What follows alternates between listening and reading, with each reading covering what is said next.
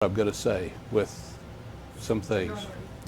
Um, I've been pretty much a skeptic about these things, kind of from the very beginning, and yet I know that there are all kinds of unexplained things in the world that science is probably never going to touch, and this is one of them. It started. I don't know. I'm guessing 15 years ago, maybe longer. But somewhere around that time, around the mid-90s, my mother passed away. And Debbie, my wife's father, passed away within a week of each other. And followed not too long by, we had 2 dogs at the time, and then they died within a couple of years. And where this is going is we went into a depression.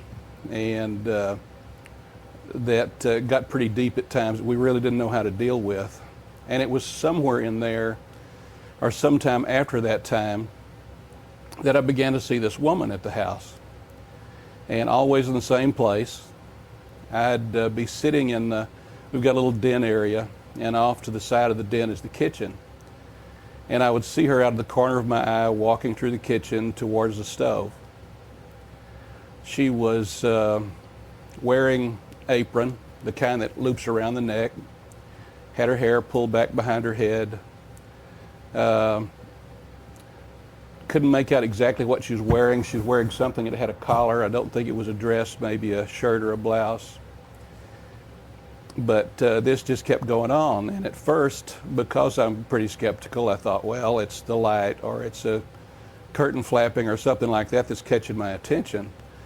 But it didn't seem to matter what time of the day it was or if I closed the curtains or anything. Sooner or later she was going to show up and doing the same thing. She'd walk towards the stove, never look in my direction, just walk there and kind of stop, and that's where I would stop seeing her.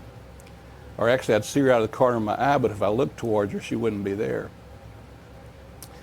And for obvious reasons I kind of kept this to myself. I didn't tell anybody about this. And one day, Deb and I were talking about something or other. The subject came up, and I told her about this woman that I had been seeing in the kitchen. And she said, well, that's funny, because a couple of years ago, I think she said, I can't remember, but she said, I was here in the middle of the night, and I woke up from a deep sleep. And somebody came in and sat on the end of the bed. And she said, at first I thought it was you, but I looked next to me and you were sound asleep. And I felt her sit on the bed, felt the bed moved, and then a hand reached out and patted me on the leg. And I thought, wow. I asked her what it seemed like, and she said she thought it was a woman, that it seemed like a woman's presence that she was feeling. And so I still see this woman from time to time in the kitchen. Nothing like that's happened with Deb again.